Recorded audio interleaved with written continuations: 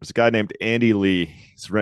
Made 300, or he's raised 300 million bucks to invest in tax receivable agreements. It maybe is the strangest. Maybe the title is actually quality here. Strangest and potentially most unnecessary.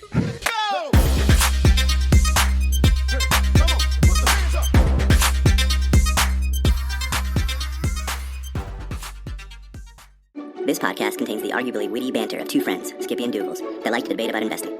The content is intended to be entertaining and for informational purposes only, not investment advice. You should do your own research and consult a financial professional before using any of the information in this podcast, and especially before investing.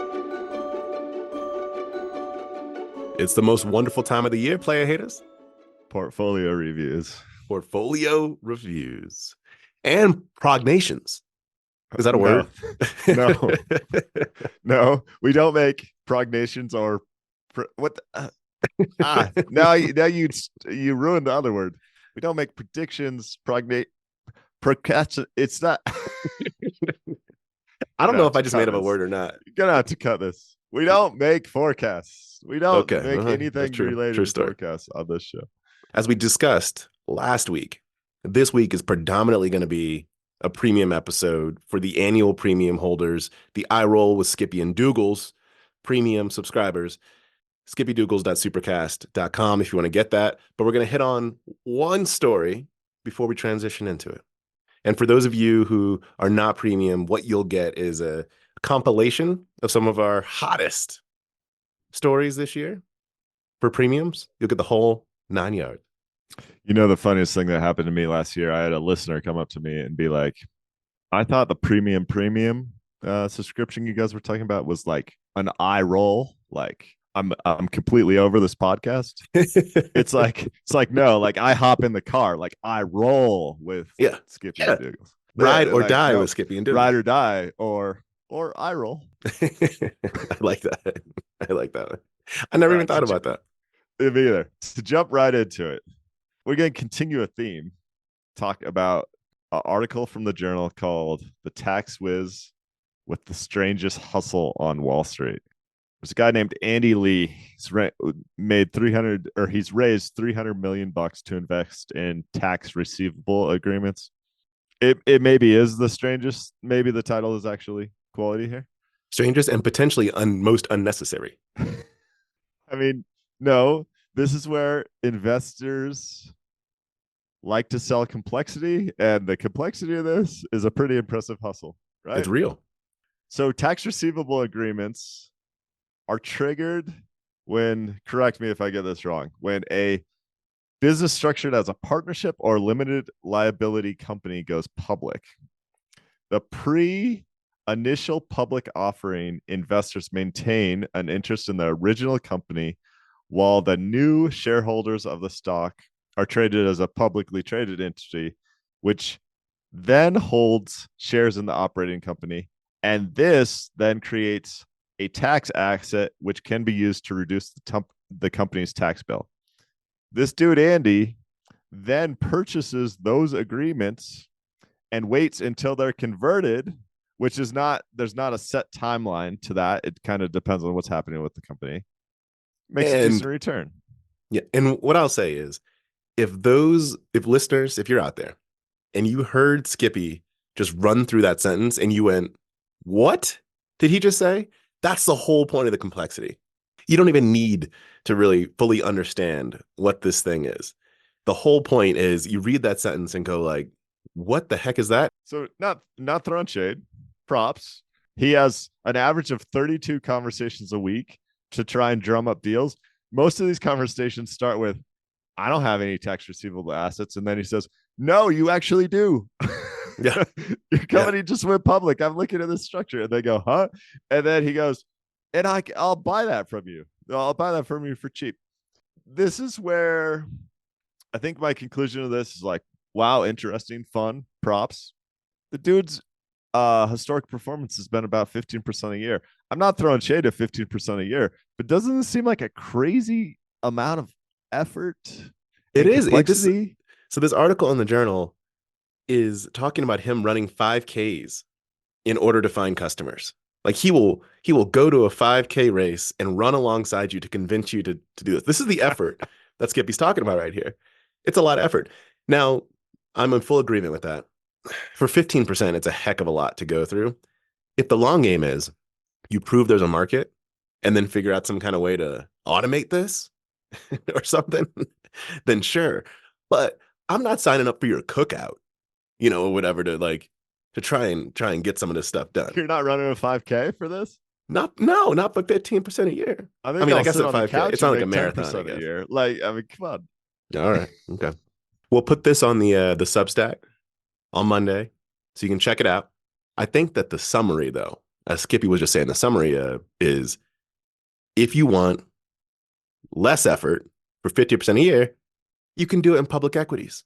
You don't need to run 5Ks and convince people about that they own an asset and then convince them that you should then manage that asset for them for 15% a year. That's all we're saying. So what we're going to do next, we're going to transition into talking about our performance last year, discuss what we are investing in this year. So research recommendations as always. We're going to talk about that next for our eye roll with Skippy and Dougal's podcast, spelled with an I and not like your eye socket. Eyeball. Douglas, are we going to rotate picks? How many, so this is kind of like on SNL when they tell each other's jokes. Like, I have not looked at your stock picks yet. I'm going to pull that up. How many stock picks do you have for me this year? There are 3 new buys. 3 new buys, and then the Broadcom and the Dexcom are hanging out. Oh boy! Oh my gosh! I'm so concentrated right now. I mean, I'm talking like I'm on some kind of Adderall type situation. I am so concentrated up in my portfolio. I mean, so last year I had a hissy fit about this and tried to convince you to sell down some of your top positions. That obviously didn't work. And we talked 2 years ago. We talked about the Dougal's indicator. Yep, potentially spelling doom to the U.S. equity markets. Can you give me an update on both of those things? And gloom. To hear the full episode where Skippy and I discuss what we're buying for this upcoming year, please go to skippydougals.supercast.com and sign up for the I Roll with Skippy and Dougal's premium subscription. That's the top premium subscription.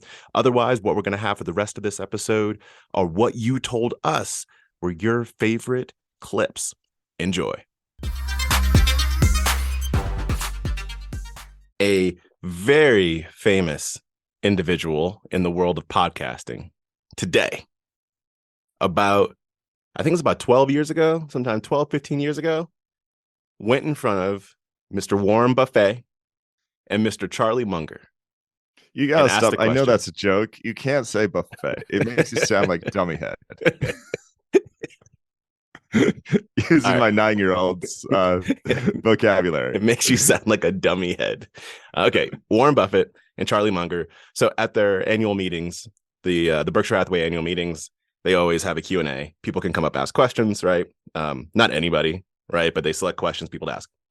I'm going to play maybe like the first 30 seconds, let's say, of this clip, and then we'll summarize a bunch of the other parts of it, which get to the heart of what you were talking about here. But I just really enjoy how, and by the way, this is Tim Ferriss, is the famous podcaster I was talking about.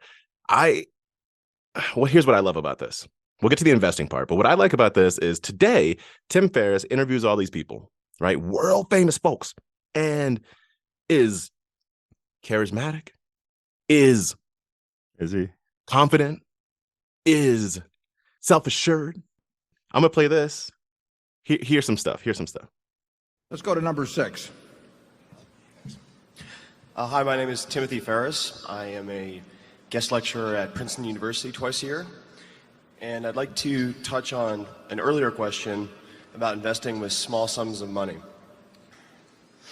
I'd like to ask both of you, if you were 30 years old again and had your first $1 million in the bank, how would you invest it, assuming you're not a full-time investor, you have another full-time job, you can cover your expenses with other savings for about 18 months, no dependents, and it'd be really helpful for my students, for myself and others here, if you could be as specific as possible about asset classes, percentages, whatever you're willing to offer.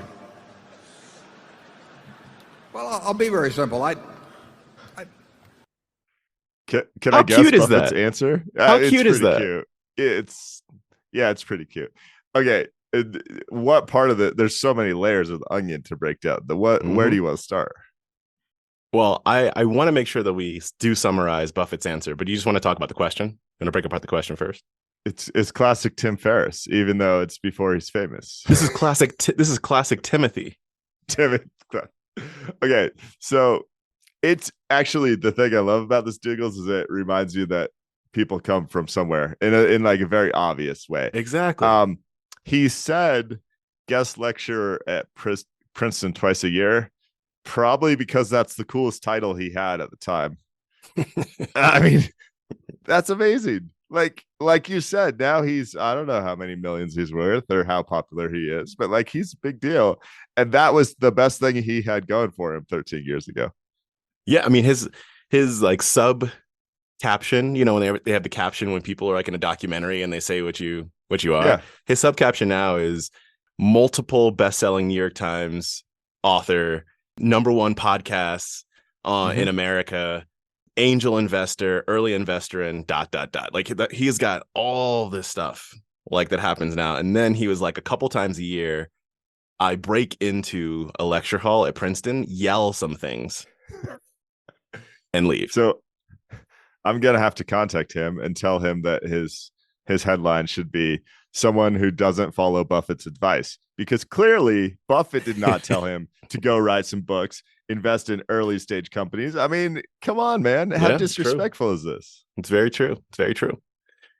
Okay, to summarize the question, what Tim Ferriss is saying is he said, if you are an investor who's not a professional investor, you have $1 million in the bank, you're young and don't have responsibilities, not married, no kids, how would you invest your money? That is the question. And then what, to your point, he got real Tim Ferriss about it and went, I want specifics. Like, tell me. It would be helpful for me and my students because I'm a guest lecturer. Yeah, exactly. He's like, tell me what brokerage to use, who at that brokerage, what their email address is, where they went to college. Like because Tim Ferriss loves to get into detail. But he's saying, what are the asset classes? What percentage breakdown would you have? So can I guess at Buffett's answer? I honestly haven't listened to Buffett's answer. I just listened to the Tim Ferriss part. I bet he said index funds with 10% bonds. Is that what he said? You're very close. You're very close. No bonds. He said 100% index funds? Yes. He said, Ooh. yeah. He said, you are a self-proclaimed amateur investor. And so I would put it all in a low-cost mutual fund, probably with Vanguard. That was Buffett's answer. You said this is 2010? What year is this exactly? This was 2008. So okay. Then I understand why he said because the S&P 500 is a deal at that point. So that makes sense. Now, where it ties back to what you were talking about before, which is a fantastic point, is Buffett also said, no one else will give you that advice because they aren't paid to give you that advice. Yeah. Mic drop skippity doodah. Well, I loved it. Sorry, I can't get off the Edward Jones point. Edward Jones is giving you that advice. They're just charging a ridiculous sum of money so you can stop by the office once a year. Mm-hmm. And so they can like write down notes to remember your kids' names. which Tim Ferriss wants to know. Tim Ferriss wants to know the kids' Tim names. Ferriss is like, the other part of this. Tim Ferriss is like, he wants a robot that sends him a quarterly email summarizing market performance and remembers his kids' names. Exactly. But to buy Vanguard funds. I love it. The other part of this I really liked is what Buffett says. This sounds like it's condescending, and it might be, but I think it has a purpose for it, because Buffett will often use synonyms, I'll say, for amateur investors, say something like a know-nothing investor, right? Which might sound like a condescending term.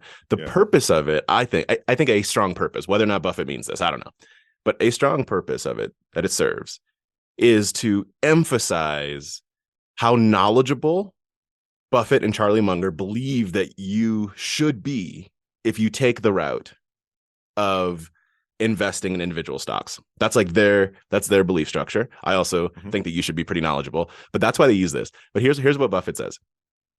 You'll get a perfectly decent return doing what I said over a 30 to 40 year period.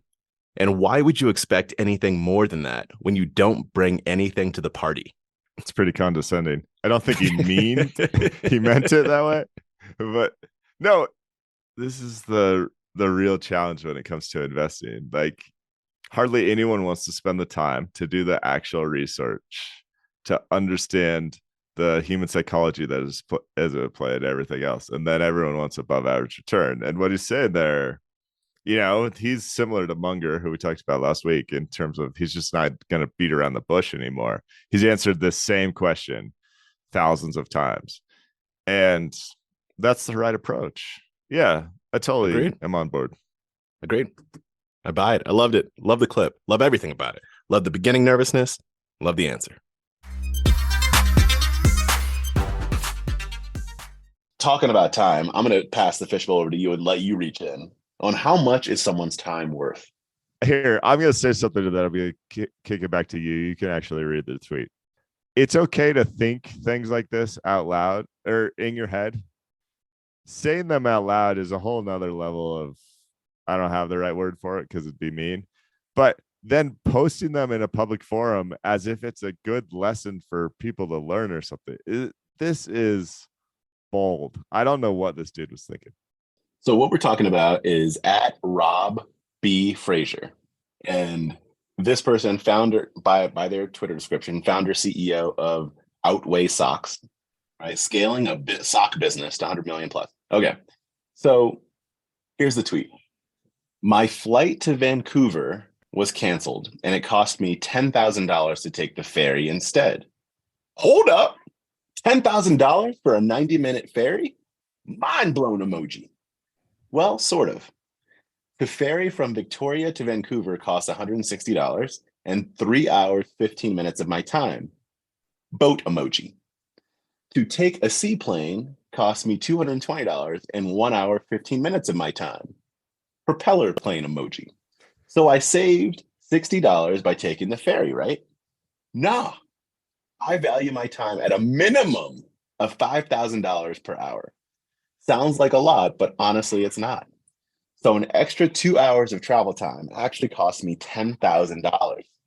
I know some people will read this and think I'm an idiot, but time is everything. You don't get it back. How much would you pay for more time at the end of your life? I'd pay so much more than $60 to get those 2 hours back. I think about this with everything I do. Now, before you respond, I will say this. Looking further down this thread, my favorite thing was, you got to go a little bit down, but someone responds with, it appears you make socks, please. And then he replies with, the best socks, and then just puts a link to his company's website on there. But anyway, to your like initial like point, even before I read it, like when you were giving the overview here, this is one of those things where you're like, maybe people don't go through all these steps that I'm about to lay out before they tweet, but you think a thing and then you say, this thing is worth letting other people know about. And then you fire up an application and then you start writing it, and it's not short. And while you're writing it, you're like, yeah, people do really need to know this thing that I'm saying. It's not just like your thought goes to Twitter. Like, you make a series of decisions. And one of those decisions is to say that at a minimum, your time is worth $5,000 an hour. Rob, we haven't met, but nice to meet you. I'm never buying your stupid song. All right. That's my whole take. This reads outrageously. Douglas, to your point, he pays for Twitter Blue too. So when he hits send, so he had to spend the 10 minutes to write this up. Oh my goodness. Did he do the calculation on how much that cost him for his time? Then he hit send and ask him to verify the send. It gives him 30 seconds to take it back. Then even like the next 5-10 minutes, he could have been like, this is going to come across in a way where I sound like an absolute jerk. And there's like no true logic behind the $5,000 per hour figure. Absolutely no logic. Yeah, exactly. So what he tried to do is have a thought in his head, I assume, that said, my time is valuable. props to you, bud. Everyone's time is valuable, and I appreciate you thinking that way. But if your time's that valuable, buy your own helicopter, buddy, because oh wait, you probably can't. As Tiffany McGuire puts in the replies, this feels silly because you could have made a more coherent point if you just stuck to the time and price difference and left out the incredibly arbitrary $5,000 per hour that makes you seem out of touch. It's worth an extra $60 to take a seaplane because you value 2 hours more than 60. Simple. And he replies, yes, this is the lesson in hindsight. Thanks for sharing. But delete the tweet already, bud. Like another one is the comments are pretty good. So we're down a rabbit hole here, but who cares? I like how much does one sitting on the toilet cost? And he replies, depends on the meal. This dude is all up. He responds to basically every comment. Clearly, he does not value his time at $5,000 an hour because he just wasted like $10,000 on Twitter creating a firestorm that he didn't have to create. And now, literally, if I see these socks anywhere, I'm gonna like put them under a bin so no one can buy them. Just sounds like a jerk, man. Not only am I not buying your socks, no one will ever buy your socks again. So just don't be a jerk. Like this actually goes back to the CEO of Herman Miller, basically at the start. Yeah. Like you just don't have to condescendingly go on this crusade to talk about Pity City. You can just be kind. That's all it takes. That is very true.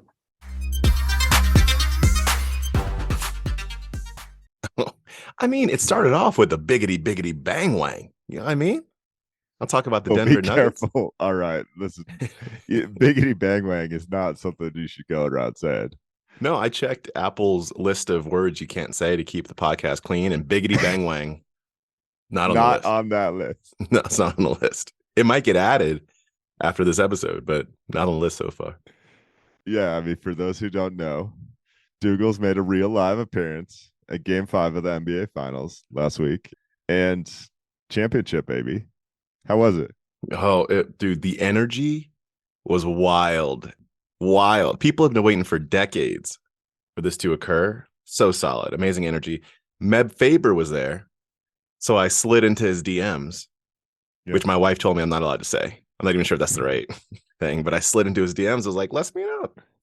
But I think too busy. He was too busy. But it was so epic. And the game was not a great game. Very low scoring. It was 99% of what the Nuggets did was play defense, but it was fairly solid, right? Their offense was off, so they held the other team back on defense. But then at the end, it exploded. The whole place exploded.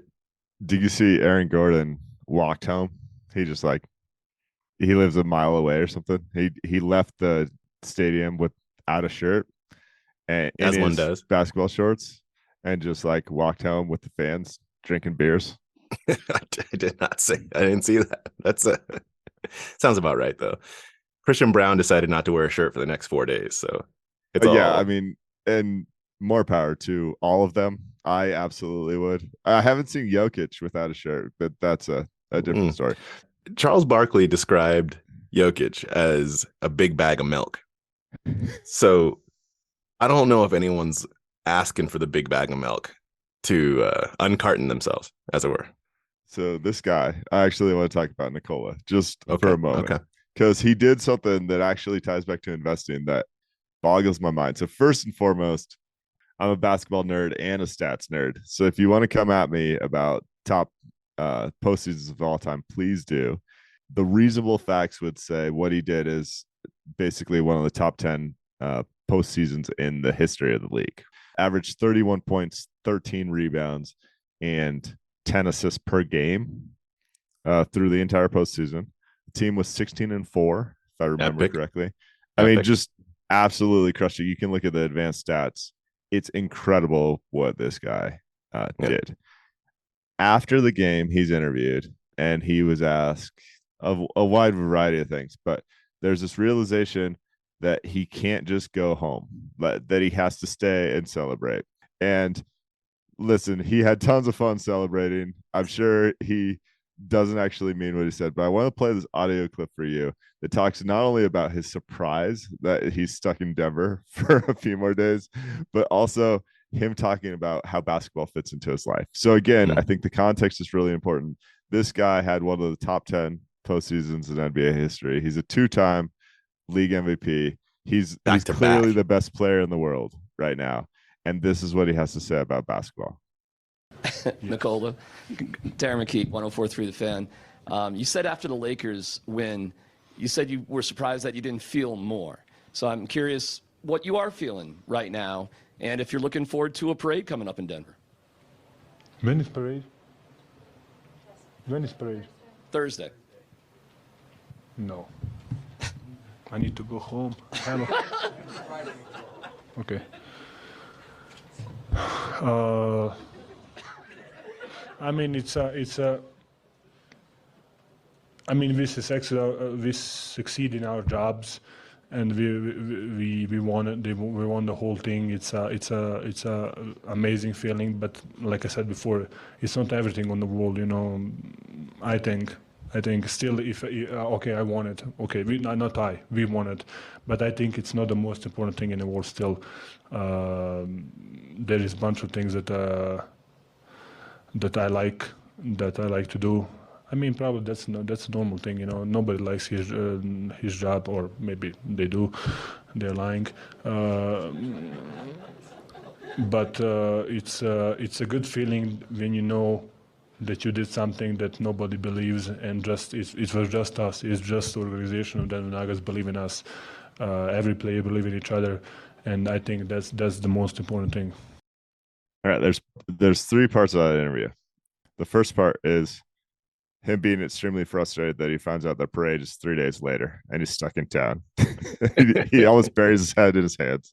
It's like, no, I got to go home, which is just a real live reaction. Then the second part is him saying basketball's just a thing in my life. And I don't know why I get so hung up on that, but I picture like Jordan crying and hugging with the trophy. Yep. Kobe, like, literally making basketball his entire life since he's the age of 6. And you see the joy and relief that comes with winning an NBA title. Folks like Kevin Garnett. I mean, there's so many people that have made that trophy the pinnacle for them, and really, I think, sacrificed everything outside of the sport simply to try and achieve that moment. And that's, I don't know, 30 minutes after he wins the title and the playoff MVP trophy. And he's kind of like, can I go home now, guys? This is not the most important thing in my life. I guess that contrast just got to me. Then the third part is he says, this is just a job. Nobody really likes their job. Like, he's treating this like he's your trash pickup dude or something. I mean, amazing. I don't know. Yeah, it is fascinating. Like, because he's like this throughout the season, right? This puts it in a whole different level because of what you mentioned. One of the best performances ever for the pinnacle of what most people would say that play this game is like what they play the game for. And this is what he's coming out with. It's probably also why he's described as a big bag of milk. Yep. Like, it's not, he's not this finely tuned. His entire life is built around, you know, being pristine for the game of basketball. The guy, he was probably going to leave and ride horses. Like, when he leaves here, like, that's actually what he loves. Have you ever seen him in his little horse buggy? Oh, I have. Yeah, when he's in his horse buggy, it's like he's like a child that just got his Nintendo for the first time, you know, right in the mid 80s is what he is when he's in the horse buggy. When he wins the championship, he's like, that's cool. I got paid to do it. Yeah, this is good. This is what I'm here for. So the investing parallel, I don't know if this is true, but I want to bounce it off you. I think of like the Jordans and the Kobe's that basketball consumed their life as Warren Buffett, the other people that like truly passionate. Like, I think Stanley Druckenmiller, like, he says, I wake up at 6 on a Saturday and continue working because it's reading what I love to 10Ks. do, right? I think, I don't know, maybe a Jim Simmons is like, hey, I figured I cracked this code, but investing's not really what I'm here for. I just like getting rich. I don't know. Maybe Edward Thorpe. It took him like 3 decades to crack that code. Yeah, so, it was, whatever it was. It wasn't that long, but it was something like that. who's the investor that's like one of the world's best that's kind of like, oh, this is okay. I can't wait to get back and ride my horses. Does it exist? I mean, You is know, Jokic that odd? you know who might come closest? I don't know this, but it's Thorpe. Okay, that's a name Yeah. I in my head, but Yeah. yeah, maybe. I don't know. Yeah, I don't know. But Thorpe, we talked about him before on the pod, but for those that don't know a lot about Thorpe, Ed Thorpe is his name. He cracked the Black-Scholes options equation before Black-Scholes did. And then once they did and put out a paper, he was like, well, you just put my formula like out in the world, so it doesn't work quite as well. All right, I'll go do something else. Before he got into investing, he was playing roulette. It's about the craft. Maybe that's actually what's different, because he used the same general craft in a variety of different ways. So he was all about that, the craft of mathematics, so to speak. Yes. Whereas it's not like, I don't know what else Jokic is going to go do that uses the same like broad skill set. When he's in his horse and buggy, he's just buggying. There's no pick and rolls. There's no spin moves, right? There's no hook shots. He's just sitting and smiling. There's a follow-up interview where they dig in on that, and he's kind of like, basketball's a thing I do because I'm good at it. But the silence almost implies like he doesn't really want to do it. It just really that it's my job. Like Yeah. I'm required to do this. I just happen to be incredibly well compensated. I was talking to someone about Jokic the other day, and mostly about the fact that he doesn't do endorsements. Name a commercial that Jokic has been in. And when you take what you talked about, back-to-back MVP, you take this finals appearance, you take how he's gotten, let's see, increasingly more and more attention over the past couple of years, but especially this year, he's got tens of millions of dollars easy in endorsements that he could pull in every year and does nothing. A lot of it because of what you're talking about here, and he just doesn't care. Like, that's just not why he does it. My point, though, was I said, even if he doesn't care about endorsements for himself or the game, when you're leaving that much money on the table, I mean, he could say, I'm going to do 4 commercials a year and give it all to Serbian children, or I'm going to do 4 commercials a year and start like an equestrian farm so that, blah, whatever, for whatever reason. And it seems interesting also that he's just like, I know, I don't want to, so I'm not going to. Like, there isn't much more conversation, it seems. And I don't know exactly what his thought process is, but looking at it outside in. I mean, he does have a Nike deal. Wait, and then I don't know what he does outside of the US. Endorsement Nike deal? Yeah, he does. Can you send me anything? I can, because they sent out. So Nike, best marketing company in the world, in my opinion. It's an incredible company. They had a video go live as soon as they won the title, specifically branded with his logo and everything, which I had never seen. This goes to your point. Okay, so this is brand new. Because he's not in the commercials, but he clearly has a relationship with them. But in a way, it reinforces your point. Like, he's signed a contract with Nike that you never hear from him about because of how quiet and understated he is. I don't know, man. It's just a fascinating character. Like, I can't get into his psyche and really figure out what's good or what's bad, or the opportunity costs you bring up are great, because there's $20 million on the table for free if he wants it. Yeah. But he doesn't appear to want it. And there's a huge part of me that wants to just say, good for him. Everyone gets caught up in the rat race. He doesn't appear to be caught up in the rat race. He doesn't appear to be the person saying, hey, I know I make $50 million a year, but I need that to be 100. He just appears to say, this is good. I'm happy. I just want to go home. Good for him. He's more like a Bobby Fischer. Show up, become a grandmaster, and just exit. Like, and that's I'm not saying he's going to do that, but it's the attachment is what I'm talking about. Like, the attachment to whatever that thing is. I think there's probably a lot more behind the Bobby Fischer situation. Life's lessons. We've hit on a few of these in the past where someone said, like, look, I'm old at this point and I just want to put down some things I've learned. And this one I enjoyed a few points from. This is Byron Ween, I think is how you pronounce it, from Blackstone Group. Oh, I'm so glad you're bringing this up. I enjoyed this. And I don't know Byron or his history, Me neither. but these were really quality points. And so there were 20 of them. I'm going to name 3 that really stuck out to me, although I could really talk about all 20. And if there are others that stood out to you, we can chat about those. Here are the 3 for me. The first one, and this is number 1 on the list. It's about focusing on big ideas. It says, concentrate on finding a big idea that will make an impact on the people you want to influence. There's actually 2 points that are in this, but that's the first one. And what he's saying is, put your effort into a thing that you can then create a flywheel around and like continue to invest in and make it better and better, and make sure that thing is of interest to the people that you actually want to influence. That's the first point. I think that's huge. I love concentration in all parts of life to my detriment sometimes. Yeah. The second point that's in here, it's that the last phrase in it is keep yourself at risk intellectually all the time. I really love that. Don't become complacent in your own mind. I love that too. I was thinking about the way that's worded. Like, I don't know why I love it so much, but it does say basically you can't allow your thoughts to stagnate. And in doing so, you're at risk when your thoughts stagnate. So you have to be in a place that's uncomfortable for you intellectually in order to be growing, is kind of the way I read it. Exactly. Yeah, that's the way I read it too. That there's I call it productive tension. And when you're at this point where something is like, it doesn't quite feel right. So like, I'm going to push a little bit further. That's the place where you start to grow. And it doesn't mean the thing that you're leaning into is necessarily the right thing, but it might kick off something that you hadn't thought of before. I love that one.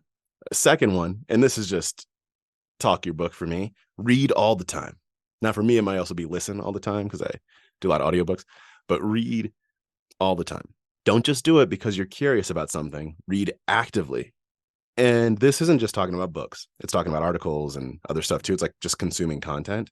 For me, I think that that's like a big part of actually pushing on the thing that we just talked about before. Just exposing to different perspectives, different thought processes that you might not have thought about before, I think is super important. So that's another one that spoke to me. Agreed. I know you have one more. You jumped over my 2 favorites, so I'm going to jump in here. So yeah, go for it. Point 2 is network intensively, and network gets a bad connotation. Here's the next sentence. Luck plays a big role in life, and there's no better way to increase your luck than by knowing as many people as possible. So I mentor students at the local university, and we are always talking about some fashion of this, and they are always terrified about networking, in quotes. And what I tell them basically goes back to point number 1 for Byron here, is like, if you find a big idea that you want to have an impact and that is interesting to you, it's not networking anymore. It's going to talk to interesting people about a topic that you share a love for. And when you do that and you cast as broad a net as possible, then luck naturally flows your way. So like those 2 points, you stack them on top of each other, and oh my goodness, you just have a like incredibly fruitful career organically. It's amazing. And to use a different word, because to your point, network, the word like networking does get a bad rap. To use a different word that is just right up the line of what you're saying is if you say the first one that we talked about is focus on big ideas, push yourself intellectually. The second thing I would say is engage with that content. Yes. That's the right way to say it. Engage with the world with it. I like that one too. Okay. Right, so my absolute favorite one is point 3 on this list. I'm just going to read it. It speaks for itself. When you meet someone new, treat that person as a friend. Assume he or she is a winner that will become a positive force in your life. Like, that's amazing. I'm bad at that. There's a lot of times where my head is elsewhere. I'm trying to solve another problem or figure out why Douglas likes Twilio, and my brain is there. But man, if you can meet a new person, assume they're smart, a winner, treat them as a friend, you're like 90% of the way there. Assume he or she is a winner. Yeah, it's a different point, but maybe along the same lines. There was someone about 10 to 15 years ago that was saying that when you're talking to someone, naturally, sometimes someone's face, like your own face when you were talking to someone, might be like in a position that you might not think it is in, right? Like you might be like frowning or, like, but Yeah. you might be thinking. And so your face is all squinty, right? And so what the thing that they said is think about or put in your mind a good attribute about that individual while they're talking. And your face will naturally get to like a more approachable place. And that's a more like physical manifestation here, but it made me think about this here. It's just like it with the person that you're talking to, if you assume that they are just good as a human and as what they do, and you assume that what they're saying is true, and you assume that they know what they're talking about, like make those assumptions. And as it states, you might get burned sometimes. Yeah. But net, it's going to prove to be a better conversation, a better relationship. I just really like this framing. Assume he or she is a winner and will become a positive force in your life. Like that thought in the back of your head, Dougals, probably puts a smile on your face when you're doing the first introduction. Yeah, absolutely. Absolutely. The last one I'll say, and I'm skipping a lot here because I could seriously go through all of them. The last one is number 14. The hard way is always the right way. That one gives me pause because generally I'm an efficiency guy. And that comes from my technical background and doing a lot of ridiculous math problems growing up and like those sort of things. His joke here, he's clearly a guy that worked in New York City, right? Says never take shortcuts except when driving home from the Hamptons. Makes me laugh. But I don't know that one is a 100% truth. I think in most cases, trying to take shortcuts leads to more work long term than just doing it right the first time. But that one gives me pause. What is it that you like about it? Yeah, so I don't think any of them are 100%, but I think you think that there are meaningful divergences from this that people should keep in mind is what I'm going to interpret what you said as. I think it's better to live by this rule than to not, is the way I would take it. I like it because I oftentimes with folks will say, they'll be like, ooh, that's going to lead to a hard conversation. Or, oh, actually, like, I don't know, that's a hard choice. And I legitimately say back to them, that's actually not a hard conversation or a hard choice. Like, it's very simple. Because the word hard for me, I think you could replace with something different that's like the more uncomfortable, which is different. And so it depends on how one might define hard here. But if I replace that with uncomfortable, I'd say the uncomfortable way is always the right way. It's the thing it's a different word. It's a very different word. Yeah, no, but so here's where I'd 100% agree with that. And I think this is where you're headed. When I figure out that the hard or uncomfortable thing is the right thing to do, what I've learned is you do that as quickly as possible. You don't even sleep on it and don't sleep because you're so worried about the hard thing that you have to do or the difficult or uncomfortable conversation that you have to have, like, or the person you potentially have to let go, or like those sort of things. I've found once you have clarity about that, you should do it basically as soon as possible and move forward rather than have it drag down your company or your mindset. To pull it back to investing for a sec, the advice that we throw out, whatever you want to call it, that we throw out to the general world, buy a low-cost index fund and then forget about it, right? That general advice, that is the hard way. Although it's literally the easiest thing to do. Like it is the easiest thing to do from a logistics perspective. It's simple, but it's really hard for people to be that disciplined and to fight against their own emotion and behavior and all that kind of stuff. But it's that's why it's the hard way, which is where that's why if you extend that, my interpretation of this is not the like find the broken glass with the most logistically difficult, inefficient thing to do, and that's right. Like that could also be a definition of hard. I'm more saying like the thing that pushes boundaries, that creates some discomfort, or that makes you have to like push back against your own nature can often be the right way. So that's why I like it. But I hear you. I hear you. That's true. Last one. I really think this list is fun. Basically, there's 20 points. everything I want to say I agree with, but it's more complicated than that. Like everything makes you think positively about bettering. Like it's just good advice. His last one is never retire. If you work forever, you can live forever. I think about that slightly differently, but with almost the same outcome. Find the thing that doesn't really feel like work, where networking doesn't feel like networking, and it will become part of who you are. It can fit into your life with the appropriate work-life balance. And then you're just living your life. You're not working and living. And therefore, why would you ever want to retire? You just will want to continue to live your life in a way that's constructed positively. That one also goes back to the first point. Yeah. For me.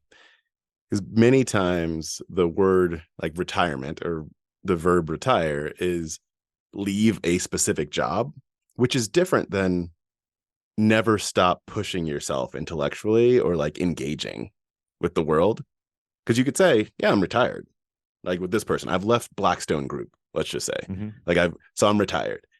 But that doesn't mean that you've stopped like a research point of interest, or that you've stopped like contacting people to discuss important topics, or that you've stopped being on boards, or like your life doesn't have to stop because you left your job as well. So same general point. I like it. Yeah. It's good stuff. Always stuff. It's good stuff.